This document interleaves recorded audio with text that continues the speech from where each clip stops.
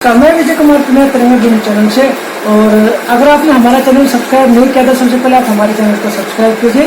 नीचे लाल रंग का बटन है, उसको बटन को दबाओगे तो चैनल सब्सक्राइब हो जाएगा, आप हमारे चैनल से डायरेक्ट जुड़ जाएगा। उसके बाद जब भी हमारी कोई भी लेटेस्ट खबर होगी तो आपको मिल जाएगी और आप हमारी खबरों से जुड़े रहोगे। तो चलिए बढ़ते हैं अगली खबर की तरफ। आज मैं आप लोगों को जो कोरोना जैसी भयंकर बीमारी पूरी दुनिया के अंदर फैल चुकी है, जिसने त्राहिमाम पूरी दुनिया में मचा रखा है, हमारे देश भारत के अंदर भी काफी भयंकर मात्रा में फैल हुई है, उससे बचने के लिए क्या क्या उपाय हो सकते हैं। तो मैं आज आया हूँ बवाना गांव के अंदर, जहाँ पे प्राकृतिक चिकित्सक बलवान सिंह रंगा जी है, जो प्रकृति जो हमारे लिए कुछ दवाइयाँ बनाती है, लेकिन हमें पता नहीं होता कि हम अपने प्रकृति की दी हुई धरोहर को इस्तेमाल करके हम कैसे अपने आप को बचा सकते हैं इस कोरोना जैसी भयंकर बीमारी से। वो सब चीज़ों की जानकारी चलिए हम लोग लेते हैं डॉक्टर बलवान सिंह रंगा, जो कि नेचुरल थेरेपिस्ट है, यानी कि प्राकृतिक चिकित्सक है, जो प्रकृति के इस्तेमाल करके लोगों का इलाज करते हैं।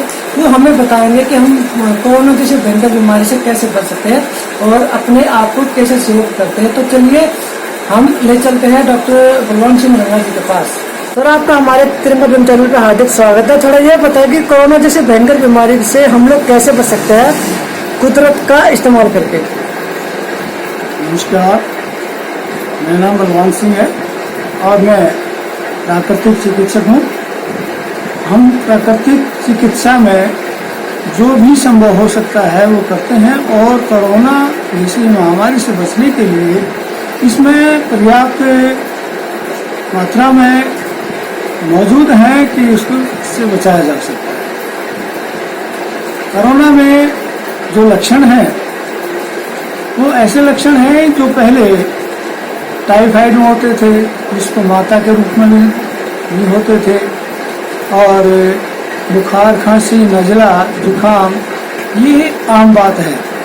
लेकिन उन सबको जोड़ दें तो कोरोना का नाम जुड़ जाता है। अब इससे पहले भी बचा जाता था और प्राकृतिक चिकित्सा में इससे बचने के लिए शरीर के टेम्परेचर को ठीक करना पड़ता है। पहले हम शरीर का टेम्परेचर ठीक करते हैं, और वो टेम्परेचर ठीक कैसे करते हैं, उसमें हम प्राकृतिक रूप से बना हुआ तुलसा पत्ते का गाढ़ा उनको पिलाते हैं, और उस तुलसा पत्ते के साथ साथ उसमें अदरक, इलायची, सौंफ और चाहे तो दालचीनी, नहीं तो कुछ ज़्यादा जरूरी नहीं है। और हम उसके मुकाबले में एक और अन्य चीज़ का इस्तेमाल करते हैं जिसको हम चोकर कहते हैं। ये चोकर क्या चीज़ होती है?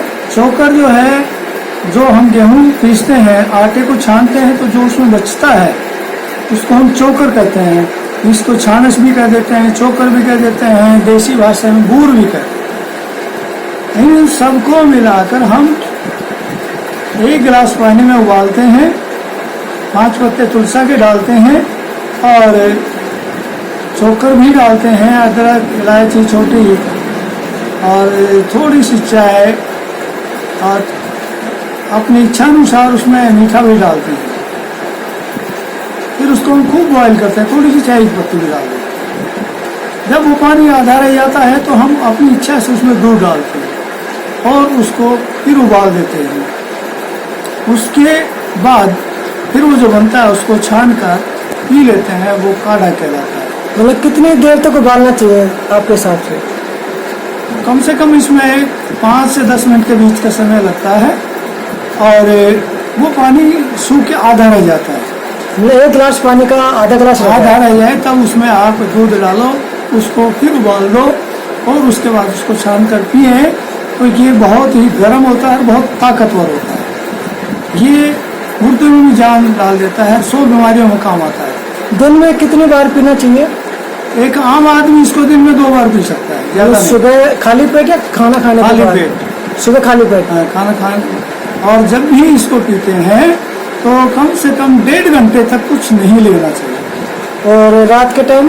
रात के टाइम सोने से पहले पी सकते हैं, मतलब खाना खाने के बाद? हाँ, खाना खाने के 1-1.5 घंटे बाद। और उसके अलावा आगे? लेकिन हमें इससे पहले बचने के लिए अपनी जो इम्यूनिटी पावर है, जो शरीर की अंदरूनी शक्ति है, उसको बढ़ाना जरूरी है। और इम्यूनिटी पावर को बढ़ाने में ये काढ़ा बहुत ही कारगर है, बहुत फायदा देता है।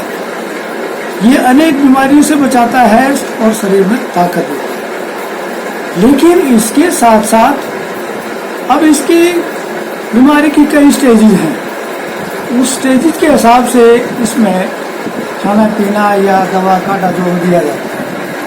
अगर किसी को कोरोना हो जाता है तो ये काढ़ा 3 बार देना पड़ता है। सामान्य अवस्था में 2 बार दिया जा सकता है, कोई भी ले सकता है इसको, कोई इसका नुकसान नहीं है।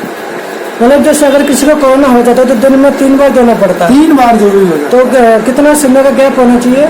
है, सुबह दोपहर को शाम को। जैसे कि 4 घंटे का 5 घंटे का गैप के हिसाब से, या हर एक घंटे बाद ले सकते हैं? नहीं, हर एक घंटे बाद नहीं दे सकते, कम से कम 4-5 घंटे का गैप होना चाहिए, इससे कम नहीं।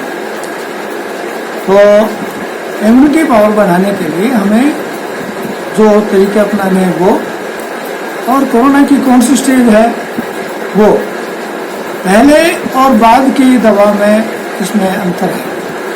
पहले हमें अपनी ताकत बढ़ानी है।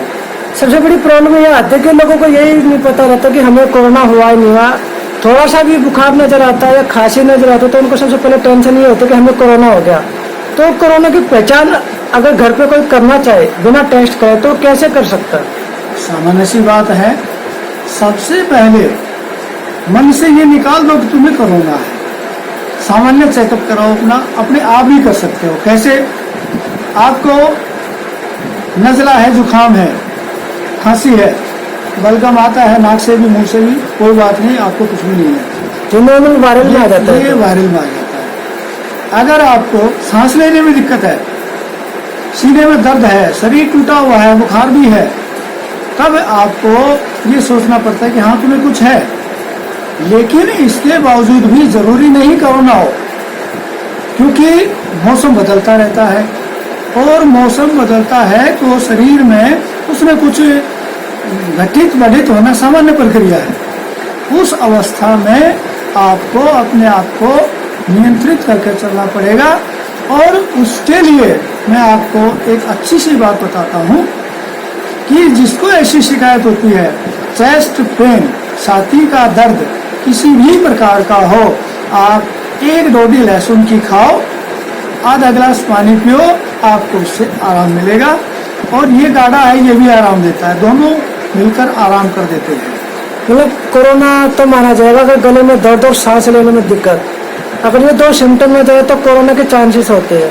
कोरोना के जो सिम्टम्स हैं वो छाती में सांस लेने में दिक्कत है, ये है मेन वही है। है। खांसी, जुकाम, बुखार, सर में दर्द, बदन दर्द, जॉइंट पेन, ये सब नॉर्मली बन जाते हैं। हाँ, जब ये कईयों का मिश्रण हो जाए, जैसे सांस लेने में दिक्कत है और जोड़ों में, सब पूरे शरीर में दर्द है, बुखार है, तो ये समझो कि उसमें कुछ लक्षण है। लेकिन ये जरूरी नहीं कोरोना हो, क्योंकि वो सामान्य भी हो सकते हैं, उम्र के हिसाब से भी होता है, सब में एक जैसे लक्षण नहीं होते। तो उसमें लहसुन का प्रयोग बहुत लाभदायक है। एक गाढ़े का लहसुन का प्रयोग अच्छे को ठीक कर देता है।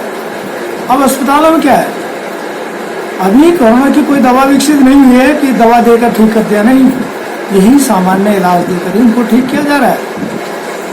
जो सही ढंग से कर ले तो उसको आराम मिल जाता है। लेकिन इसके लिए मन पर कंट्रोल होना चाहिए, मन में डर नहीं होना चाहिए। खाने में क्या क्या खा सकते हैं? खाने में आप जैसे कोरोना होने से पहले की अवस्था है, सबसे पहले इम्यूनिटी पावर बढ़ाओ, मॉर्निंग वॉक, ऐसे खुले खेत में जाओ, पार्क में जाओ, छत पर जाओ, ऐसी जगह जाकर प्रतिदिन कम से कम आधा घंटा ऐसी क्रिया करो जिसमें सांस लंबे लंबे आए।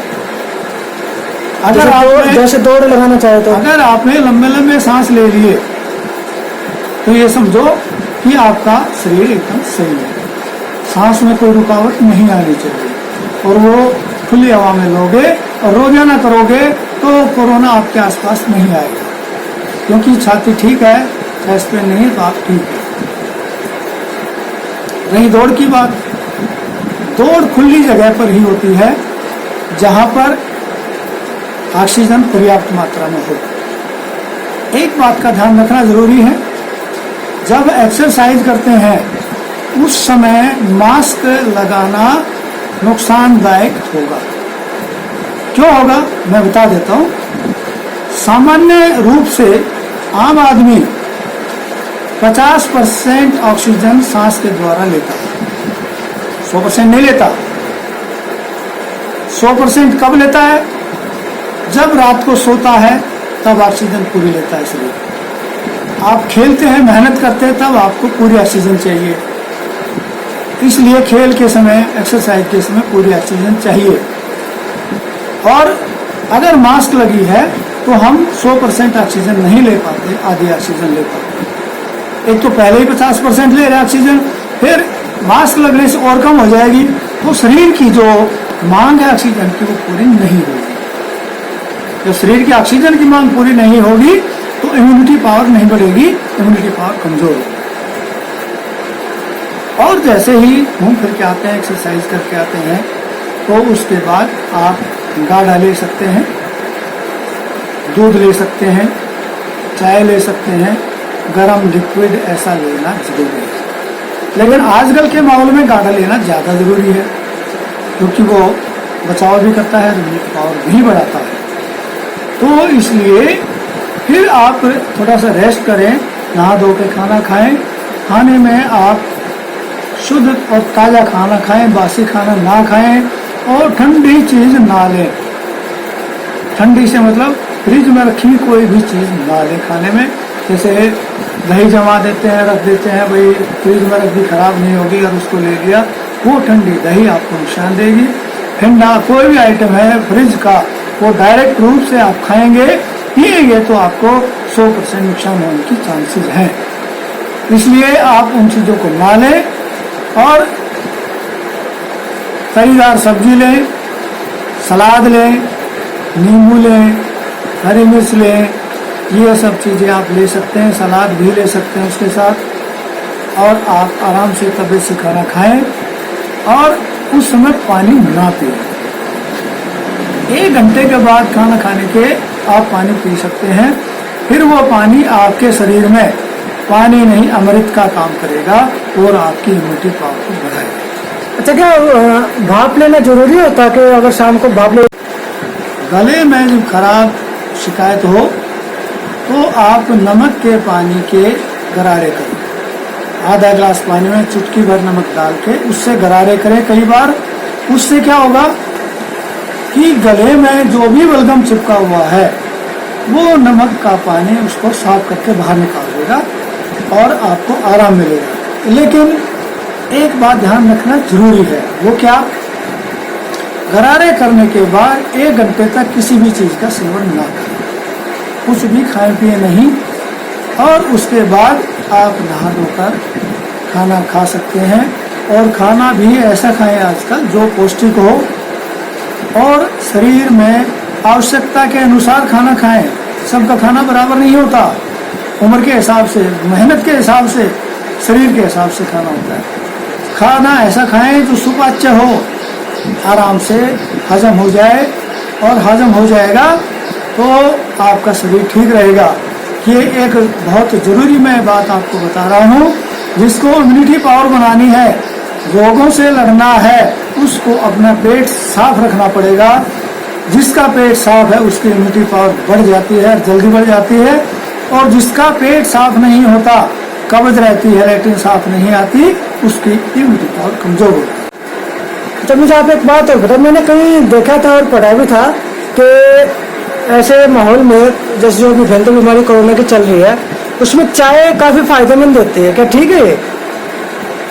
चाय लिक्विड पदार्थ है, तरल पदार्थ है, और चाय में और पानी में ज़्यादा अंतर नहीं होता।